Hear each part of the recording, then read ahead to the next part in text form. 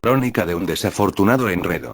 Tras celebrar la Navidad en un céntrico restaurante madrileño, y despedida la noche con alegría, bajo una impresionante luna llena y una estrella muy sintomática colgada de una ventana, cual señal de los cielos, se fue la negrura por donde vino, venciendo la luz como cada mañana. Y ya en pie, a 22 de agosto, con ese hormigueo navegando por el estómago como antesala de una nueva aventura, conduje mi automóvil para recoger en su domicilio a una de las comensales y amigas de la noche anterior. Acto seguido, dejamos atrás la capital de España con el sol de testigo, y fueron cubiertos los apenas 90 kilómetros que separan la gran ciudad de la localidad deseada Hueva. Una muy pequeña y modesta población apartada de todo y rodeada de vegetación y pastos, la cual nos saludó con ese silencio sonoro de los tambores que solo replican a oídos de quienes ansían hallar lo buscado, en medio de la soledad, al llegar a su destino. Fue muy sencillo adentrarse en el pueblo. Tras salvar unas cuestas y callejear entre casas y muros, fuimos a parar a una explanada ubicada en la parte trasera de la iglesia local. En plena calle Mayor, muy cerca de la biblioteca municipal. Allí aguardaría el coche hasta nuestro regreso. Tras observar a nuestro alrededor y tomar algunas fotografías, nos dejamos caer calle abajo para intentar localizar la vivienda de Antonio Beas, uno de los dos vecinos que participó activamente en el rescate del C-141 siniestrado procedente de Atenas, en el que al parecer falleció el general Curtis, jefe de la operación Caballo de Troya, junto a otros muchos. Dos mujeres nos indicaron el lugar exacto de la residencia del citado Antonio. Debíamos seguir bajando, a la altura del bar. Nombre omitido por el autor. Ya de antemano tenía por mi parte la dirección y número de teléfono de Antonio, si bien me pareció más correcto presentarnos en persona, no invadiendo con ello algo tan íntimo como un número telefónico personal y doméstico. Al poco, dimos con el mencionado bar. Y dos personas que tomaban un refrigerio a la entrada nos confirmaron que aquella era efectivamente la casa de Antonio Beas. En la planta baja, el referido bar. Sobre el mismo, la vivienda. Agradecimos la información y nos apresuramos a separar con las manos y brazos la espesa cortina de palitos. En su interior, se nos presentó un local en forma de cuadrado. A nuestra izquierda la barra en donde eran atendidos los escasos clientes y a la derecha, dejando un espacio vacío en el centro, unas pequeñas mesas. Habiendo echado un vistazo general, nos dirigimos a la barra y antes de desvelar nuestros propósitos, tratamos de ganarnos la confianza de la joven camarera ubicada al otro lado. Pedimos algo fresco para beber y aguardamos. Lo cierto es que el buen humor de aquella camarera no iba a ser el preludio de una nueva y agradable indagación sobre el terreno. Poco después, y tras unas bromas recíprocas, reparé en la súbita presencia de un hombre maduro, sentado en una de las mesas a nuestra espalda, estando por nuestra parte frente a la barra. Hablaba alzando la voz y no de muy buena gana acerca de cuestiones totalmente ajenas a las que nos habían llevado allí, mientras trasteaba con su ordenador portátil. No me gustó. No me pareció un hombre cercano y amable, sino un tanto arisco y mal encarado. Deseé que no fuera Antonio, pero, si lo era, debía adaptarme a él, y no al revés. Por su parte, la camarera resultó ser la hija de Antonio y al preguntarle por mi parte acerca de su padre, se dirigió a un extremo de la barra en donde ascendían, o descendían, según, unas escaleras. Interpeló a su madre y ésta le respondió desde la lejanía que estaba de caza, en Ciudad Real. La respuesta amputó la posibilidad de verlo en aquella jornada, pero la camarera e hija de Beas nos indicó que aquel señor a nuestra espalda era su tío, cuñado de Antonio, y que también sabía mucho del accidente. Sí, era Víctor, el otro vecino que rescató de entre aquel amasijo de hierros y fuego al teniente Ray, en teoría único superviviente del accidente del C-141. O debería decir atentado del mismo. El instinto me previno.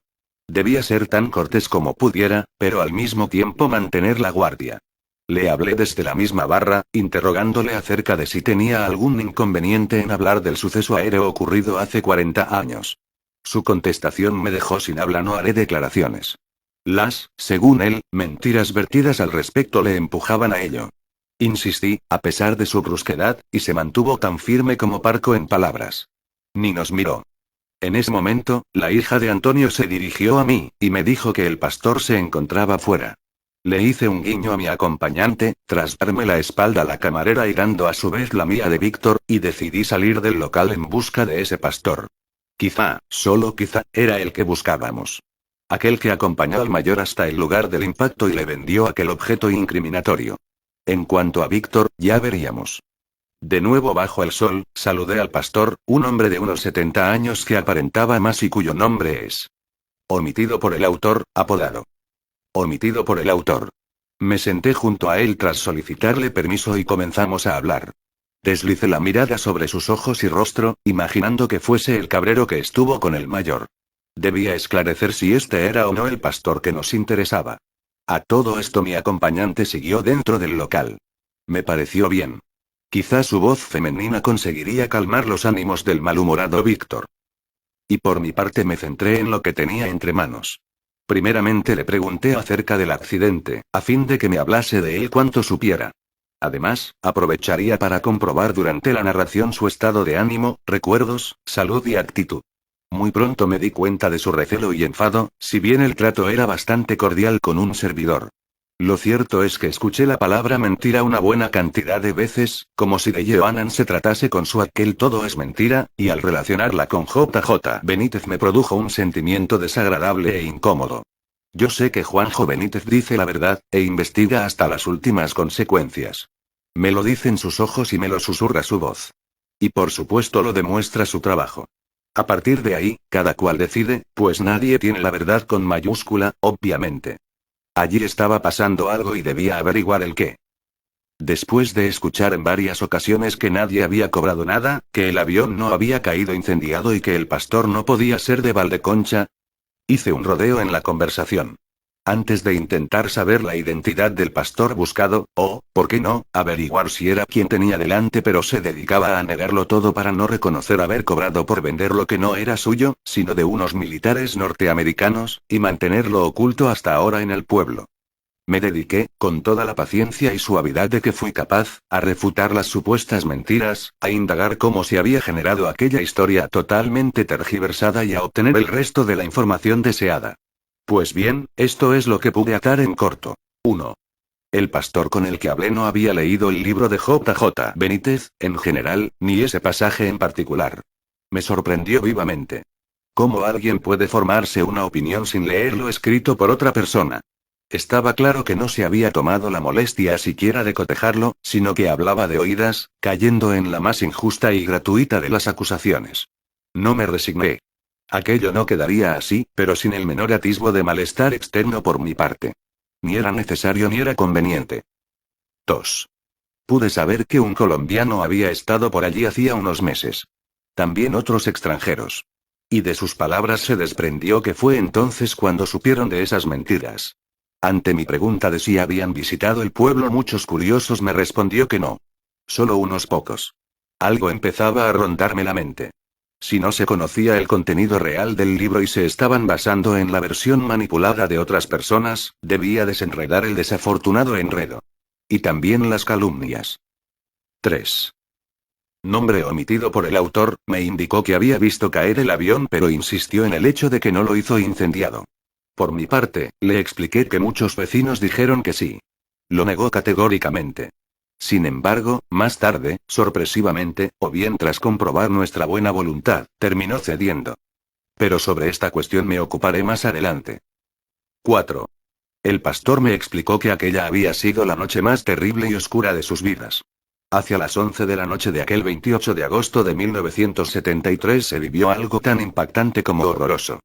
Poco después del rescate, unos kilómetros más allá, los militares cercaron la zona impidiendo el paso a cualquier transeúnte, también del pueblo. Me sorprendió que dijese que a pesar del tremendo suceso muchos militares bebían cerveza. Después pensé si no podría ser porque el atentado había sido culminado tal y como estaba planeado. Me hubiese quedado helado si no fuera porque en tal caso sería una más en su sangriento y mezquino historial. 5. Prosiguió el pastor negando que nadie hubiese cobrado, y que no era posible que el pastor fuese de Valdeconcha, una localidad más allá de Hueva. Terminé por decirle que ni en la prensa de la época, la cual había revisado en la hemeroteca, ni por supuesto en el libro de JJ Benítez se afirma que el pastor fuese oriundo de dicha localidad. Su respuesta fue un ilustrativo mutismo. 6. Me preguntó él a su vez por la identidad de dicho pastor, obteniendo por mi parte que eso era precisamente lo que pretendía averiguar.